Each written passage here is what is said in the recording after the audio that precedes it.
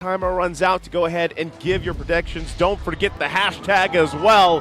But we're going to get ready for this first game of today, day number 2 here between Blacklist International and Echo. Can Blacklist actually defeat Echo finally? We'll find out. Going into game 1, we've seen the early moments of the game, a double lane from Blacklist International, speeding up, expediting the mid lane's XP, and the answer as well from Echo. Interesting enough, of course, as you have to do, you babysit Oheb, Renegade, staying close. Yeah, very interesting that Sanford actually rotated towards the mid lane to sort of like help the tank support clear against the Valentina. Okay, there it is. Again, go ahead and get your predictions in. Don't forget the hashtags.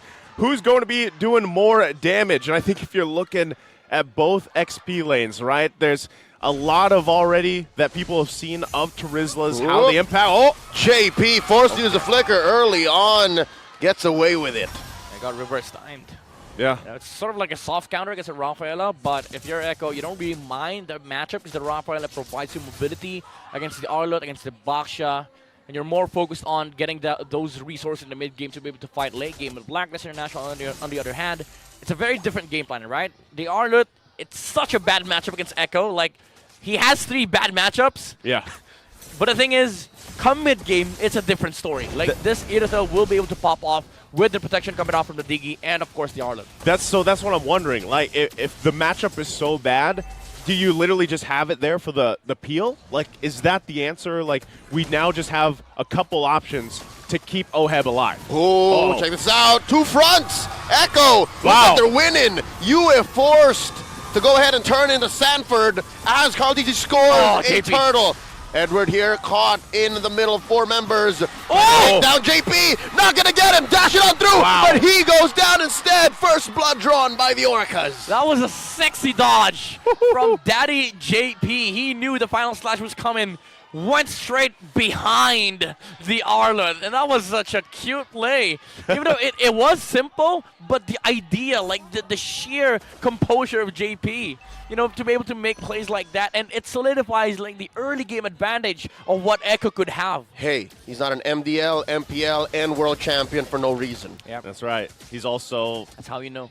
I was going to say, there's a lot of people like to call him, that's their dad as well. He's a proud father, He's a too. proud father, and that's the moves, right? Now, with that, too, given this Rafaela for this lineup, and now you also have it with this Fairness, do you think they just have better extended team fights later on? Like, is Echo's lineup troublesome for Blacklist International the further on we get into the game here at midnight? Oh yeah, for sure. They have nothing against the Claude.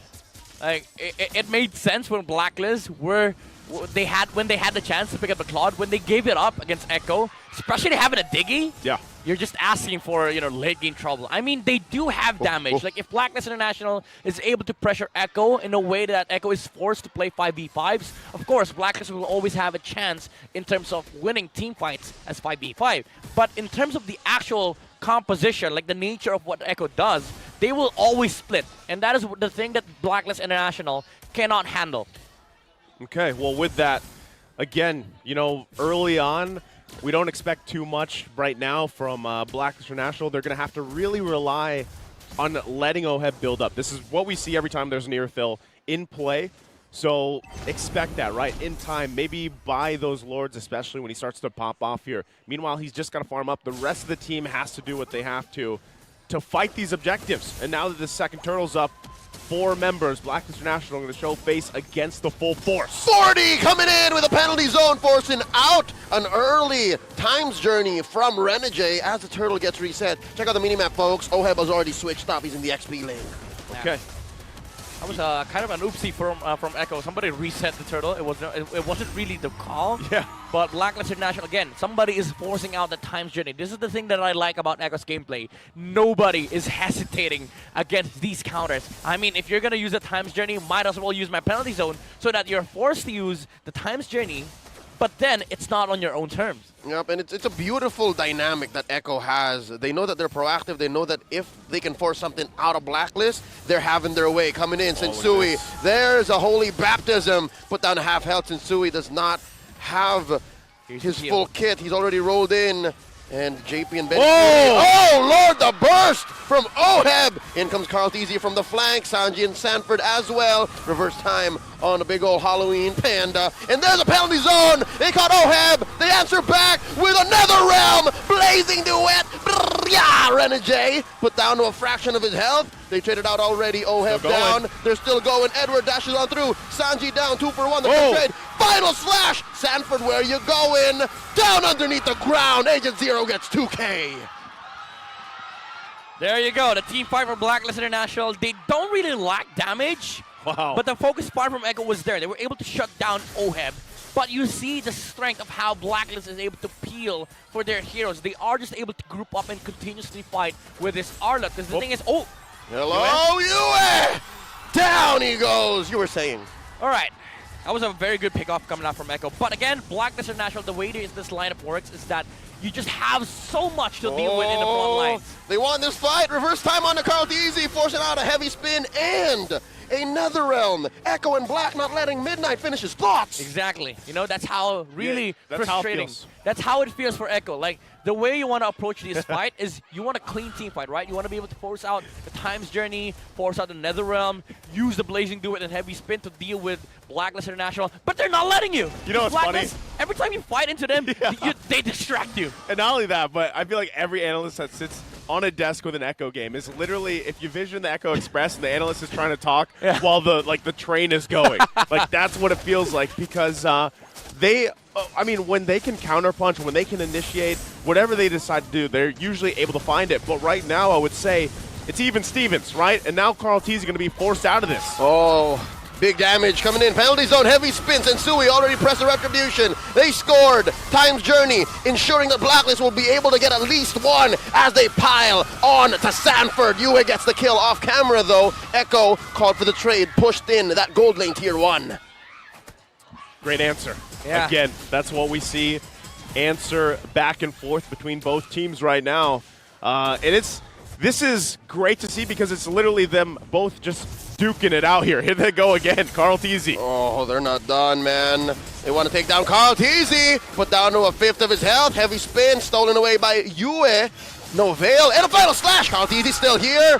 Put down to a tenth of his health. Sanji gonna get popped. Nether Realm underneath tier 1 in mid. He's alive. Sensui looking to commit Grand Theft Orange. Can Carl Teasy survive? He does, but only a second more. 2 kills coming in. Edward is on fire. Benny Cutie does not want to force the issue. Edward still here. Flickers on out. Looking for a protection racket from Renegade. Time's Journey inside their own jungle. Echo are getting punished. What's going on?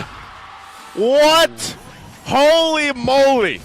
These two teams just duking it out. I mean, the whole team. Oh, Sensui. Oh, he got his purple there, but gonna get punished by Sanford. Dear Lord, is Echo getting rattled or is it just me? Blacklist International, they're getting everything that they want. Even though they lost Edward and Renegade right there, Sensui was able to seal both buffs. And all the while, Oheb was just pushing towers. He was getting a lot of farm on the map. He's now 800 up compared to the Claude, which gives Blacklist International more space in this mid-game. I was not allowed to talk during those moments, but so does Echo. They were not allowed to fight into the Arlott because he was just dashing right through all of the heroes of Echo. You know what the great thing about that is they're allowing Oheb, he got that solo kill by himself, you know, with his team. Oh, look at this. Dear Lord. Wow. Just 2 seconds underneath that crossbow. Yeah. And nothing. Edward just said, you don't need me, man. You don't need me now. The Lord dance has begun. First Lord of the game spawned up. Reverse time put in. JP taking a lot of damage. Sanford hit here with a final slash. Penalty zone on the 4. Plus another realm. Where are y'all going? There's way too much damage coming in from Blacks International. Extra health popped already. Oheb. Stunned. Oheb here getting pushed into that wall. Not enough damage. Left out in no man's land. That's a pick off for Blacklist. Wow, again, the response, the counter punches coming from Blacklist International on point just when you thought, too. But right now, it doesn't even look like they want to go ahead and give this Lord up just yet. Echo wants to stay in it. Sanji coming through, gets phased right into the afterlife. And that's it. Blacklist scoring back-to-back. JP goes down as well. And this whole time, the only trade Echo can find is a turret down bot. Screw bad matchup, says Edward. What you want, again, is the peel in the mid-game, the ability to protect your Irithal. Even the Karltzy earlier on had an amazing angle to use the heavy spin onto the Irithal. There was no backup damage. The Claude was still far away from Echo, and Blacklist knew they had the upper hand, the advantage when it came to that fight because they had the Irithal near their Lord. And mind you, Blacklist International even pulled off an Echo.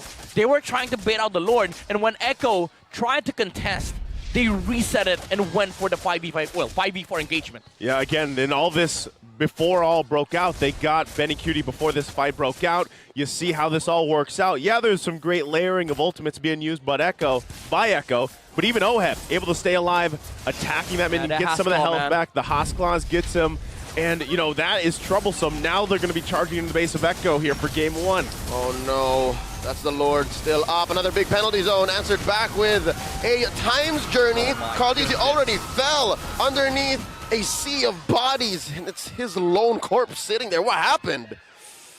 It's hard for Echo to fight into this because you're not. Oh, Edward. Oh, this is prime Ube, folks. Blacklist already inside Echo's base.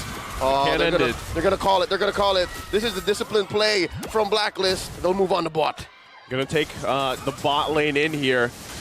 We'll see if they can actually get this turret. They're going to go for it, though. Karltzy and Benny Cutie down. Oh, Holy Baptism. Not enough damage. Oh! Big penalties going through. Renegade still alive, and he keeps his health. He keeps himself up. Flicker on. Now the shutdown on the Yue. Sanford gets one. Another one falls. Karltzy finds Oheb. Renegade still barely alive. Can they take down Edward? A lot of bounty on Agent Zero's head, too. Blacklist shimmies on out of there. Wow, that was an amazing clapback coming out from the Trizla of Echo. Sanford hit an amazing penalty zone onto, what, that was 5 heroes, right? 4 or 5, about 4 or 5. That was the entirety of Blacklist International, and Oheb, unfortunately, didn't have the sprint at that time, and he has already used the heavy crossbow, so no jump was available for the Irithal. That's why Echo was able to catch up and take out the gold laner of Blacklist International. And with that play, they've also kind of whittled down some of that gold lead that was getting out of hand, you know, for Blacklist International, which is crucial for them because, you know, still, Benny Cutie is about 1,000 gold behind here. You can even see with this win probability, still favoring Blacklist International right now. But I would say if we get down another 5 minutes or so, if Echo somehow holds on, then their fighting capabilities with the heroes that they've drafted will give them some of the upper hand in terms of these long team fights. Especially, I think a big part of that is if somehow, some way, Echo gets the times journey out. If the times journey is gone for Blacklist International before a big fight breaks out, they're at a disadvantage, right? And then it becomes a mini game in itself for Yue on what ultimate he takes. Oh, Sensui rolling around. Here comes the Lord Dance. Putting up a perimeter. Slight advantage here for Echo, given that they're slowly pulling over to their side. Watch Edward's positioning. Yue stole the Netherrealm. Very key ult here. These pokes. Benny Cutie looking for some stacks on the Art of Thievery. Doesn't have enough. Be my on out. Sanji, though, very skittish. And Sui looking for one. Oh, he catches Karltzy. When's he gonna break out? They're gonna hold him here. Ouch, Carl. Wow. And there's a final slash coming in. The answer, the Netherrealm. They're all scrambling underneath. Extra life taken down. Benny. No more extra HP coming in, blazing the wet. Benny Cutie gets blasted here by Yue. And Blacklist Sanji. are calling all the shots. Down goes Oe, but traded out for 3. Down goes Sanji, down goes JP. Benny Cutie as well. Karltzy bites it. It's just 40 and Sanji. What a fight. Again, this whole game has been these just crazy fights, skirmishes before and now full-on team fights breaking out, but still Sanji and Sanford, the duo, don't want to let this Lord just go away here. Oh, nothing comes for free. Next big objective here, a Luminous Lord, Karltzy, about 10 seconds away. JP and Benny Cutie just spawned. Black's gonna blitz this. They got this one. So now it's up to Echo once again on the defense. Based on that last team fight, do you think they have what it takes to stay in this game Midnight? Because Benny Cutie's blazing duet was not very threatening there. I mean, I don't know. With Blacklist International having a Lord in the mid, they could just utilize a Lord with Time's Journey and Netherrealm to let Oheb tower lock versus Echo. They do have the damage, but again, as you've said, Benny Cutie not the best position to pull off the Blazing Duet, especially with the nerf. You don't really want 4 heroes soaking up the damage of the Blazing Duet. Even though it looked threatening for Echo, it wasn't really the right call, as they still had all the the kits that they're able to pull off from Blacklist International. For one, Yue, with all the skills that he has, he's going to be able to burst down your marksman. So I think Benecutie pulled off the trigger so early. Well, we're going to find out. Lord now in the mid lane. Blacklist International going to walk it through.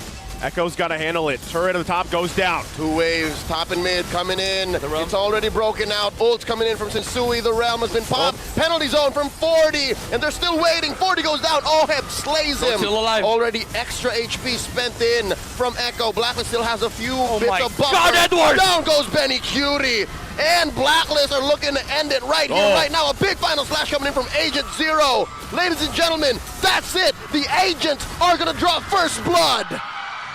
And this winning moment is brought to you by our official sponsor, FWD Life Insurance. And Blacklist International takes game 1. They make a step closer to breaking their own streak against Echo here. Man, oh man. Again, Agent Zero, or the Legend Zero, pulling off the Arlot in front of a bad matchup against Echo and making it work. Peeling for Blacklist International and paving the way for teamfight victories and the endgame conversion. Wait. Is this not a historical event already? Is this not Blacklist's first game win against Echo in a long